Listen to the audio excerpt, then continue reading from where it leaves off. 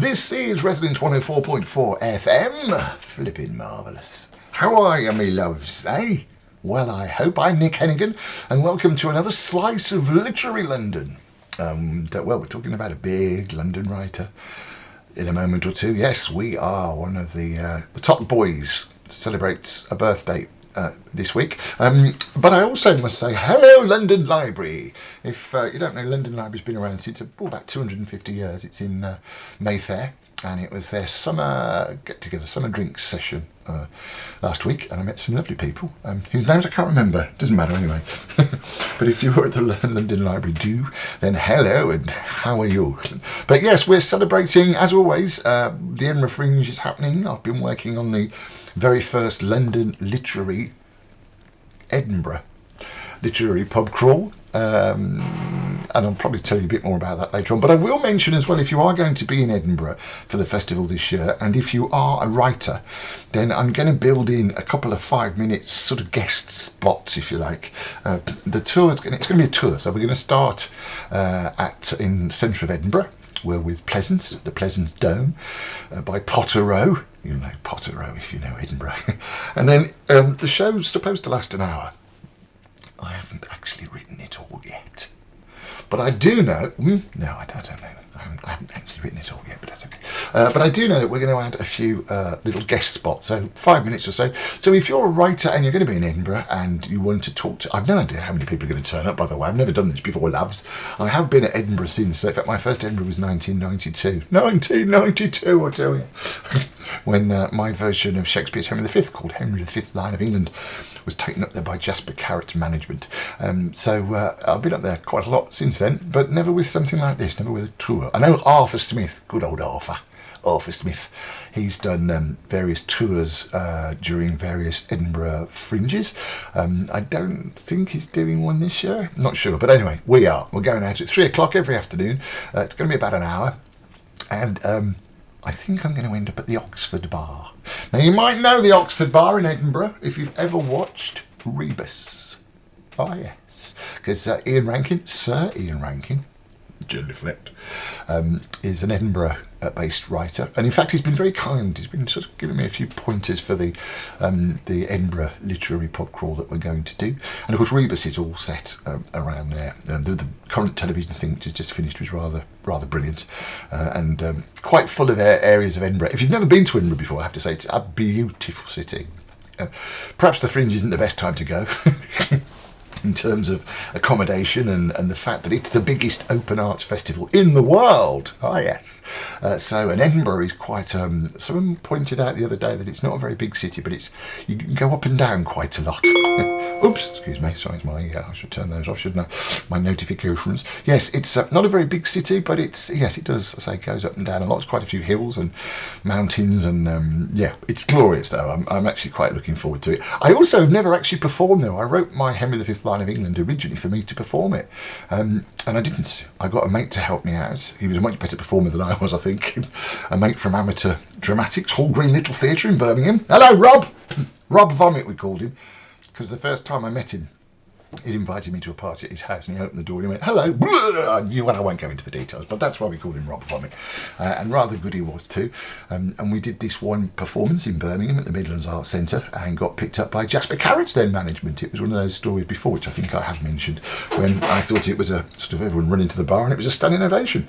And it's one of those kind of showbiz stories where John Starkey, God bless him, in the bar afterwards said, that was rather good, we'd like to take you to the Edinburgh Festival. And I went, what's the Edinburgh Festival? I mean, I'd heard of it, but I didn't know what it was.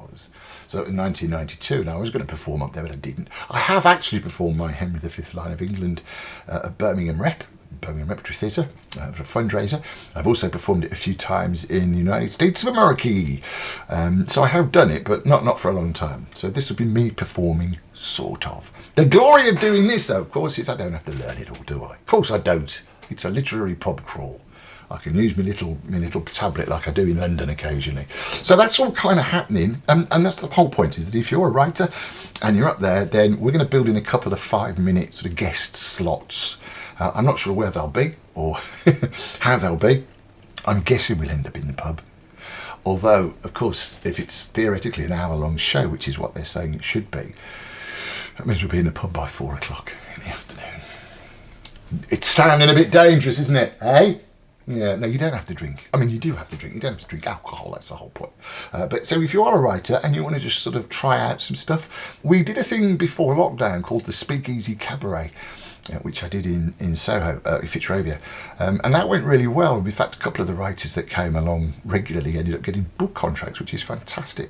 I'm not saying that that's going to happen this time, but the Speakeasy Cabaret was a great thing to do. And basically anyone could come and perform. It was kind of a scratch night. But then the second half of the evening, we had an established spoken word artiste, many of whom I'd met in Edinburgh, who would come down and do a show, do a performance. So if you are in Edinburgh and you fancy coming along with me and doing, I say, 5 minutes, 5 minute slot of new writing, of poetry, something you want to put in front of an audience without any pressure or aggravation, then do get in touch. radio@mavericktheatre.co.uk, or you can get me Nick at bohemianbritain.com. Yeah, I've got my new thing here, it's new. Email nick@bohemianbritain.com. Just drop me a quick line, say I'm going to be in Edinburgh, and of course, come along for one day. Or God, people keep trying to contact me, don't they? Right now, while I'm trying to record this. So it could just be for if you're for a couple of days and you fancy trying something out, then do get in touch. And we'll wrap. So talking of events, then we're celebrating a very famous literary birthday, because on the 25th of June there was born a child called Eric Arthur Blair. Oh yes, better known to you and me as George Orwell. George Orwell, of course, who was it was the 25th of June 1903, born in India. He didn't make old bones. He passed away in 1950. In London, but of course a famous novelist, essayist and a critic. He had quite a privileged sort of start, really. So he was born Eric Arthur Blair. He never really completely abandoned his original name, but his first book, Down and Out in Paris and London, which I read years ago and loved it, that appeared in 1933 as the work of George Orwell. The surname had derived from the very beautiful River Orwell. Southwold is where he was brought up at some point, I think, because his early life was spent in India, sort of the class of the sahibs. His father was a minor British official in the Indian civil service, and his mother was of French extraction, actually, but she was the daughter of a rather unsuccessful teak merchant in Burma, or Myanmar as it is now. So their attitudes were those of the, as Orwell called it later, their attitude was sort of those of the landless gentry. Sort of lower middle class people whose pretensions to social status had little relation to their income. He was brought up in a fairly sort of snobbish, impoverished environment, but then, having said that, he couldn't have been doing too badly, because he got scholarships to two of England's leading schools, Wellington and Eton. He briefly attended Wellington before continuing his studies at Eton, where he stayed from 1917 to 1921. In fact, Aldous Huxley was one of his masters. And it was at Eton that Orwell first published his writing in college periodicals. Instead of going to a university, Orwell thought he'd follow the family tradition, and in 1922 he went to Burma as assistant district superintendent in the Indian Imperial Police. He served in a number of sort of country stations, and at first he appeared to kind of quite like it. And he was a model imperial servant, but from boyhood he'd always really apparently wanted to be a writer. And he became more and more uncomfortable about the colonial rule in Burma. So he basically came home. In fact, in 1927 he was on leave here in England, and George Orwell decided just not to return to Burma. On the 1st of January 1928 he took the decisive step of resigning from the Imperial Police. So that was quite a sort of brave thing for him to do. He felt quite guilty, I think, at what had happened in India, the kind of the race and caste things that had prevented him mingling properly with the Burmese. So he thought he'd expiate some of that guilt by immersing himself in the life of the poor and the outcast people of Europe. So he donned ragged clothes, went into the East End of London to live in cheap lodging houses with labourers and beggars, and then he spent a period of time in the impoverished sections of Paris, working as a dishwasher in French hotels and restaurants. He also then tramped the roads of England with professional vagrants, and he joined the working class people of London in their annual exodus to work in the hop fields in Kent. picking hops, of course. Those experiences gave Orwell the material for Down and Out in Paris and London, in which actual incidents are sort of rearranged into something like fiction. I did hear that apparently he had a very rich aunt in Paris, so had things gone horribly, horribly wrong, he could have gone there. But of course, I suppose he's most famous really for the two books, Animal Farm, of course. He also wrote Homage to Catalonia, about his time in the Spanish Civil War. But Animal Farm in 1984. In 1944, Orwell finished Animal Farm. And I saw a brilliant version of it by none other than Guy Masterson. Sorry, Guy Morris is a guy I used to work with on the radio. Hi Guy Morris, how are you? Used to work with him at BR&B. Guy Masterson, who did a rather brilliant solo performance of Animal Farm, and you can read the review somewhere, I know I've written it, on bohemianbritain.com, and I do believe that Guy is performing it just for a very limited run at Edinburgh this year. I shall find out. I should mention while I'm on Guy Masterson as well, he's co-written a show with Vicky called The Marilyn Conspiracy, which is on at the Park Theatre in London. So if you're in London, check out The Marilyn Conspiracy. And I haven't actually seen this final version, but I've seen various iterations of it. And it looks at the sort of time between when Marilyn Monroe actually died, and I think it was 6 or 7 hours later before anyone was called. What happened? The Marilyn Conspiracy. And in fact, I'm going to try and get both Guy and Vicky in to talk about it for next week. But I was also interested to know that George Orwell inspired a piece of music. This is it. Okay, yes. We are bored. We're all bored now. But has it ever occurred to you, Wally, that the process that creates this boredom that we see in the world now may very well be a self-perpetuating, unconscious form of brainwashing created by a world totalitarian government based on money, and that all of this is much more dangerous than one thinks, and it's not just a question of individual survival, Wally, but that somebody who's bored is asleep, and somebody who's asleep will not say no?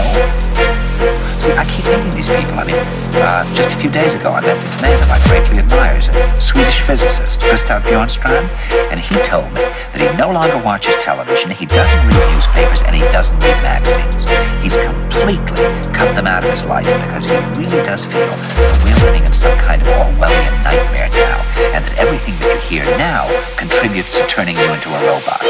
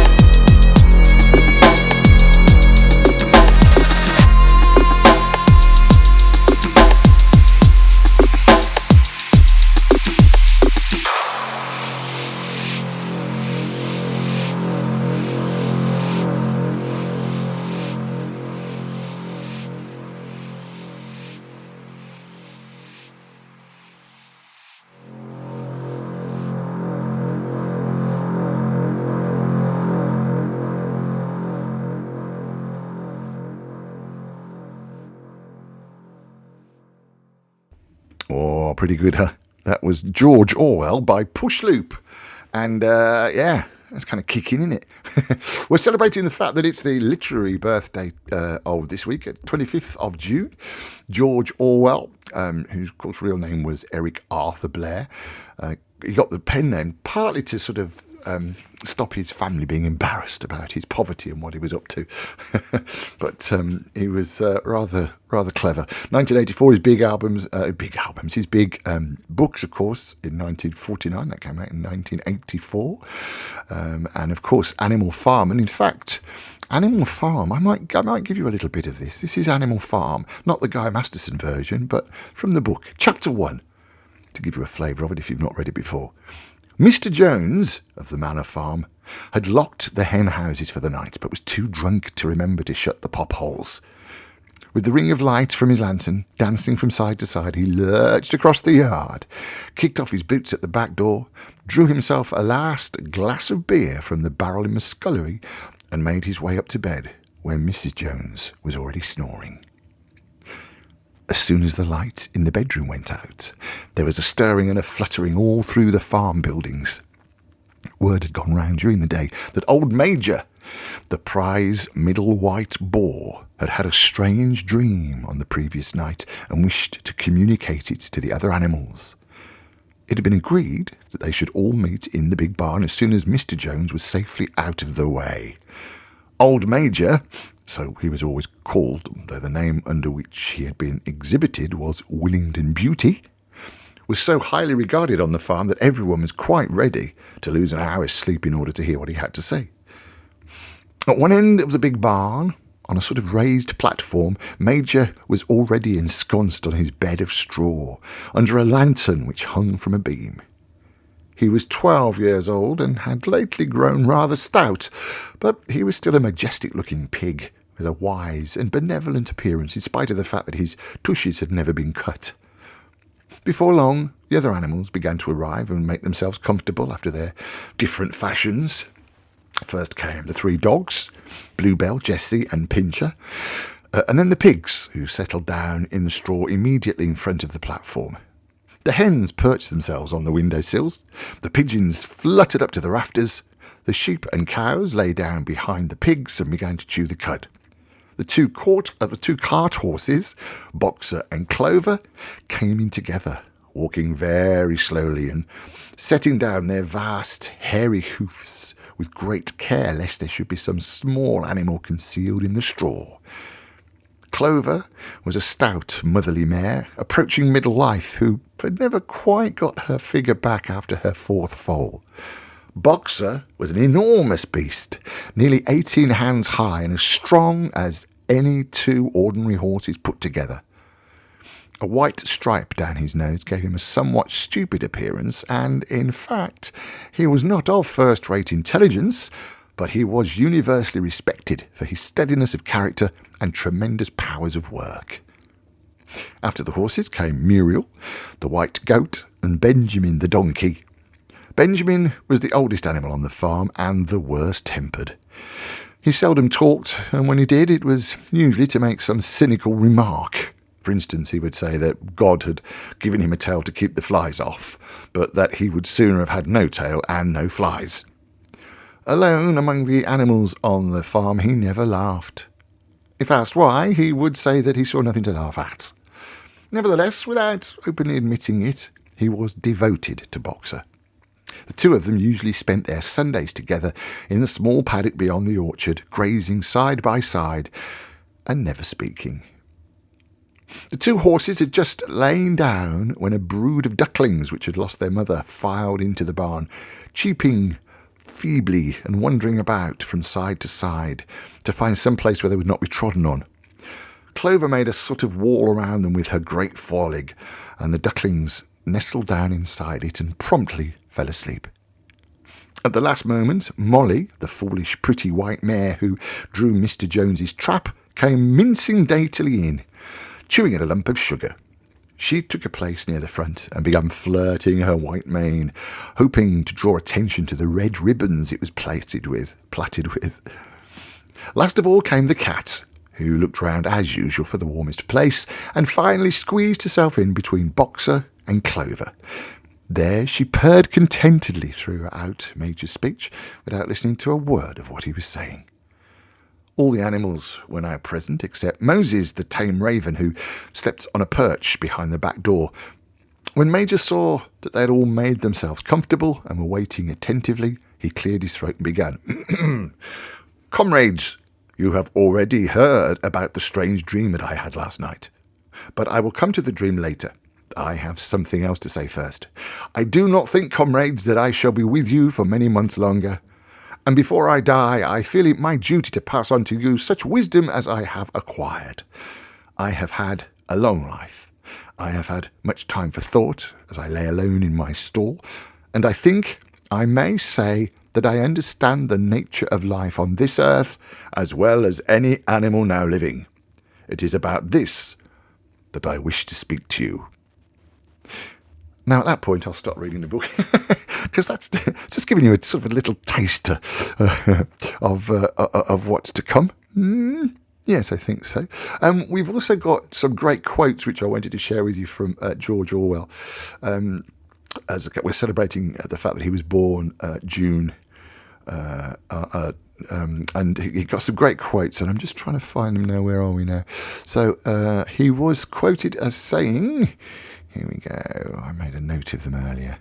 Yes. For a creative writer, is one of his quotes, possession of the truth is less important than emotional sincerity. He also wrote, language ought to be the joint creation of poets and manual workers. Where was the other quote which I really love? Oh, yes, this is quite good. And if you're a writer, you might get this. Writing a book, said George Orwell, is a horrible, exhausting struggle, like a long bout with some painful illness. One would never undertake such a thing if one were not driven on by some demon whom one can neither resist nor understand. I also quite like this one as well. Well, actually, talking of Animal Farm, there's a quote from that. The creatures outside looked from pig to man, and from man to pig, and from pig to man again, but already it was impossible to say which was which. And I do quite like this quote, final quote from George Orwell. Each generation imagines itself to be more intelligent than the one that went before it, and wiser than the one that comes after it. And doesn't that sum up everything quite nicely? So, yes, George Orwell, God bless him, as I say, born June in... he was born in India, 25th of June, 1903.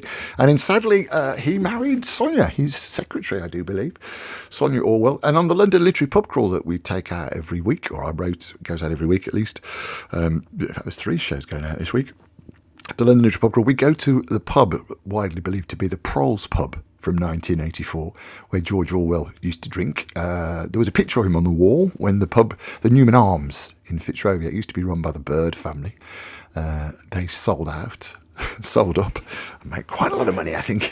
And it's still there now. And in fact, there was a picture on the wall, and the Birds left it, actually. It was the next people that took over. The picture of George Orwell sitting in the Newman's Arms kind of disappeared. Yes, and he didn't last too long. He passed away January 1950. As I say, he married his secretary, Sonia.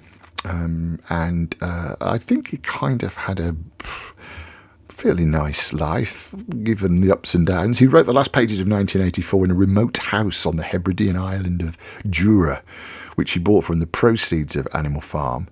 But again, he got tuberculosis, and then sadly he passed away of that tuberculosis in a London hospital in January 1950. So that's our little tribute to George Orwell. If you've got any comments or you'd like to add anything to it, then please do get in touch, as always. I'm at nick@bohemianbritain.com, nick@bohemianbritain.com, or you can always get me on the old one, which is Maverick. Sorry, no, is it Maverick? It's radio@mavericktheatre.co.uk, radio@mavericktheatre.co.uk. And I must say hello again to Kath from California. She sent me an email. She said, "Don't think I've gone away. I haven't. I think Kath, Kath from California she's probably the longest listener to this programme, because I was trying to figure it out. I've been doing it for a few years, haven't I? They haven't got rid of me yet.